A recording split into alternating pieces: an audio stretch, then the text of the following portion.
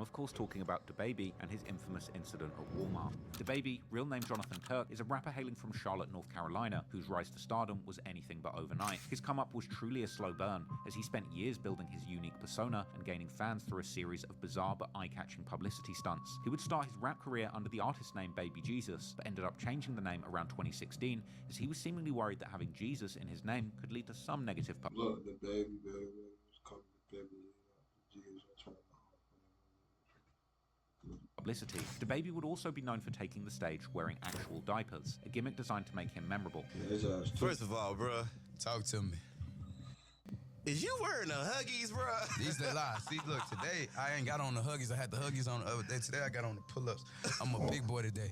I'm a big boy today, man. I got on the pull-ups and the coordinating. I got the gray ones on because they match with the J's, so that's how I'm rocking out today. You feel me? By 2018, DaBaby's gimmicks had gotten him some decent exposure, and he was regularly putting out high-quality music and videos, even getting features from some big-name artists like Lil Baby. However, the event that would end up catapulting DaBaby to mainstream status was far from a publicity stunt. On the 5th of November 2018, DaBaby was shopping at a Walmart in Huntersville, North Carolina, with his then girlfriend and their 2 children, a 1-year-old daughter and a 5-year-old son. He was just trying to pick up some winter clothes for his kids, but this seemingly innocent shopping trip would soon turn deadly. While in the Walmart, DaBaby would notice 2 young guys watching him, 19-year-old Jalen Craig, an early fan of Kirk's music, and his friend Henry Douglas. Little did Craig know, his admiration would cost him his life. Douglas would later claim that Craig was actually just a fan who was simply trying to confirm if it was really. That's what eventually started. We took the wrong. We were trying to see who you are. He took it to some other man.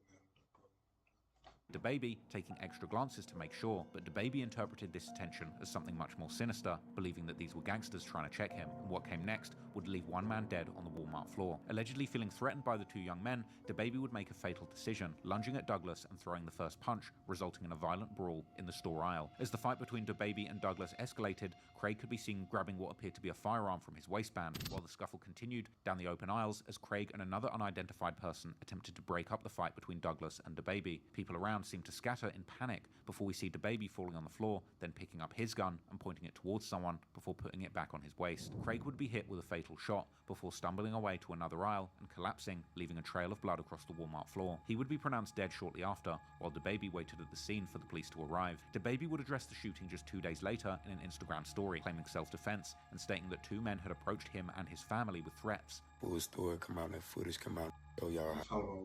So was he really a fan? Or are they lying? Or was he really on some shit? You know what I'm saying? That's what I'm trying to figure out. Because if he was really a fan, then that's fucked up. There's just a misunderstanding. But if he wasn't a fan, and he with his family, he did the right thing. You know what I'm saying? I was in there with my 1-year-old daughter, my 5-year-old, my baby mama, with some family. Then he walked up on me, tried me, whipped out on my whole family. How do you owe me an apology, dog? He talking about whipped out. What you mean whipped out? Pause. Well, are you saying he pulled a gun out because they would Lil Ross is saying you punched the other dude, and then the nigga that was a fan, he pulled out the strap. That's what they saying. Now, if you talking about he pulled the strap out before that, then yeah, but that don't even make sense because he pulled out the strap before that, and then you gonna punch his homie. That really don't make no sense. You know what I'm saying? So I don't feel like he should have punched Buddy, but who knows what they were saying though. You know what I'm saying? In danger. It was a 40 up on my family. Look at y'all talking, y'all family wasn't in danger. Y'all just heard gunshots. And if them gunshots ain't go off, my daughter could have got hit, son could have got hit, me. I feel that. Lawyers telling me not to say nothing and all that. Call it like to walk down on you and your whole family, threaten y'all, whip out on y'all. Let me see what y'all gonna do.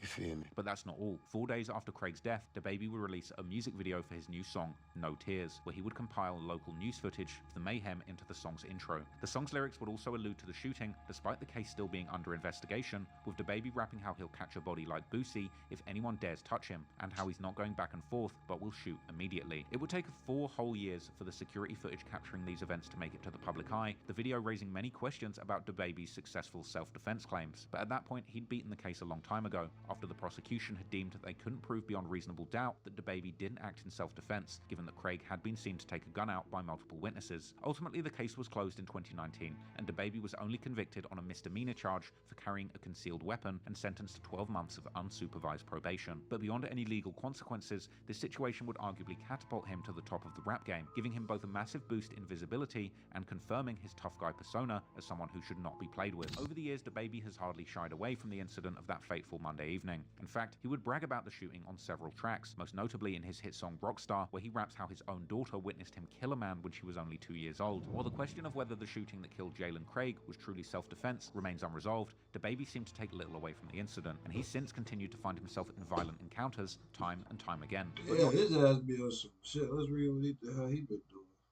I ain't really been tapped down with DaBaby. Remains unresolved, DaBaby seemed to take little away from the incident, and he's since continued to find himself in violent encounters time and time. He said DaBaby arrested on battery charge in Miami robbery investigation. DaBaby viciously slapped woman in the face at concert. DaBaby brutally assaulted a fan Saturday night as he made it to the stage, and the crowd was so enraged at him the show ended before it began. You slapped the woman? DaBaby charged with felony battery after allegedly being an owner of rental property at music video shit. DaBaby bowling alley brawl earns him second lawsuit. Choose not to take a light. DaBaby shoots and tried. God damn, this nigga been in some shit. Time again, but not every case involves a superstar and a stranger. Sometimes it's way more personal. And